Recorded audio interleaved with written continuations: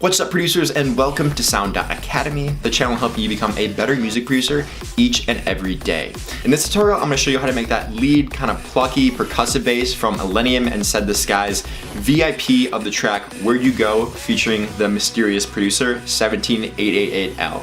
Now, the preset is available for free download for this tutorial, but the thing is there's a lot of post-processing involved, so I definitely recommend, even if you do download the patch, you watch the video, because although I didn't get the sound 100% the same as it is in the track, I will teach you how to create the foundation of the sound so you can apply that knowledge when creating similar sounds in your own track.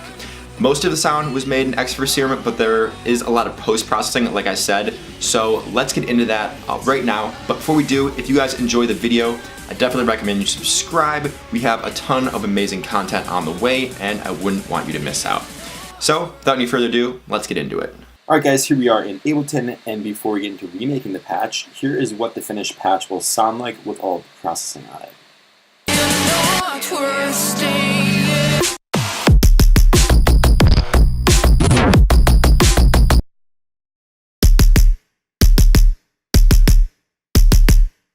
So as you can hear, it's pretty close. It's not 100% on, and it doesn't necessarily have to be, because I wanted to show you guys how to make the foundation of the sound so you can tweak it however you want to for your specific song. Because if you're making music like this, you probably don't want to sound exactly like 17888L, but you might want to use some of his sound design structures in your own sounds. So here is what the patch sounds like without the processing.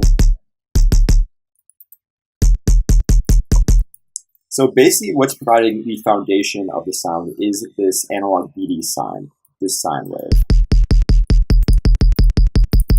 You can hear in his sound there's a lot of low ends, almost like a kick or an 808 down there. And so that's what I'm doing with oscillator A here. Analog BD sine, take it down one octave. And I'm automating the level up and down with LFO2, so I drag that there. For LFO2, I set it to quarter notes, BPM anchor envelope, so it just goes one each time. And this is just roughly the length of the sound. This is just roughly a length I thought sounded right. So basically all we have right now is some low end, and there's some bit crushing back here that we'll get into in a second. But this is where you can get more creative though with oscillator B, because you can add any sound kind of in the mid-range and the upper frequencies that you want. So in this example I chose this crush well, but you could do anything else.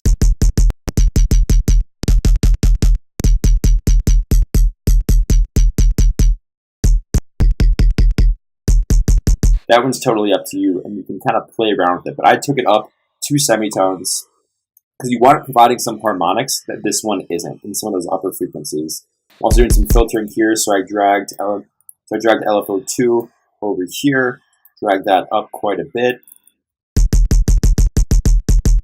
And then I also turn the sub on, just a sine wave down there, just some additional low end direct out. Just like on oscillator A, I drag this to the level, have it going all the way up. So that's the general structure of the sound. I also put this to mono, legato, and then I had some oscillator B. LFO4 is actually what's doing a little modulation here, kind of going up about 31. This is another one's going to depend on the wavetable you're using. You can take it up more or less, depending what kind of sound you're going for. But that's about it for over here. As far as effects, hyper, because I noticed the bass, it's not super mono, there's a little bit of width to it. Downsampling. So the bit crushing aspect, and basically that's what downsampling is. 17888L does a lot of bit crushing. That's how he gets a lot of his distortion, and that's something that you can hear very clearly on this bass. So not only did I do some bit crushing here with downsample, but I also do it in the post-processing that we'll go through in a second. Phaser, this is just taming it. And I have this actually automated. So in the sound that you're hearing, frequency is all the way up and mix is all the way up. Also doing some multibands and OTT here. There's actually no gain there. This is something that's controlled by a macro. I'm not going to go through these macros though, but you'll have them if you download the patch. And some EQ that's not even doing anything. And then the comb filter, which is doing quite a bit here. And this is this macro here. So in this example, it mixes all the way up, and there's some drive there. So that's about it for the patch. As you can hear, this doesn't even sound that close to Illenium sound. So I did a lot of the post-processing. They might have all done it in Serum. There's no way for us to know, but this is just the way I did it, and a way you can do it too. And so I'll go through my processing one by one here so you can kind of see how I came to this result. And you can apply some of those same techniques to your own sounds. So first, Redux. This is Ableton's native bit crusher, which can be pretty effective. Where is it? Redux right here. And so I turned this on soft. You can also click it, change to hard. And I'm doing a little bit of bit reduction. You can already hear it's doing quite a bit. Some OTT, just a little bit, because I didn't want to totally crush the sound because there's a lot of low harmonics that we want to keep in here. And oftentimes when you do too much OTT, it can kind of crush the envelope of the sound and just kind of flattens it and gives it some more release, and I didn't want that. So just a little OTT to bring out those upper harmonics, some compression to fatten it up, some camel crusher,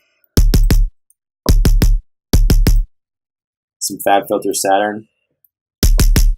So what I did here is I actually added a band, and I'm just saturating and distorting these ones up here above 1.4 kilohertz. So this is another way you can really hone in on exactly what frequencies you want to distort or saturate. FabFilter Saturn's a great tool for that. You can play with all of these. I experimented with all of these. And so it depends what sound you're going for. You can get some really interesting results. I have Ozone. I believe this is just kind of shaping it a little bit. So I wanted my lows right down the middle, mids a little bit wider, and then some of the higher frequencies are just spread out. So it's basically just adding some width to the upper frequencies, some multi-band compression. And here it just kind of glues everything together, and once again brings out some of those upper harmonics that 1788L has a lot of. And then just some small room reverb. I wanted to give it a little bit of reverb, just kind of fill the space, but I also wanted to feel like it's right in front of my face. So for that, you want to use a small room, small plate, something like that, and just a little dry wet. And as you can hear, the upper frequencies, it's starting to get like a little harsh, a little uncomfortable, so I just kind of tamed those with an EQ. You can tell the processing did a lot. So if you do download the patch, make sure you copy this processing chain or do your own processing and experiment to try and come up with a similar sound. Because with this patch, if you download it, that's not going to be all you need. You're going to need some serious processing, and that's why I wanted to show you guys exactly how I got to the result that I showed you. But yeah, that's about it. I hope you enjoyed the tutorial. I definitely recommend you subscribe for some upcoming tutorials. You'll be notified each time we drop a new one, and there's a lot of great stuff here coming out that I wouldn't want you to miss out on. But yeah, that's about it. Thank you for watching, and I'll see you next time.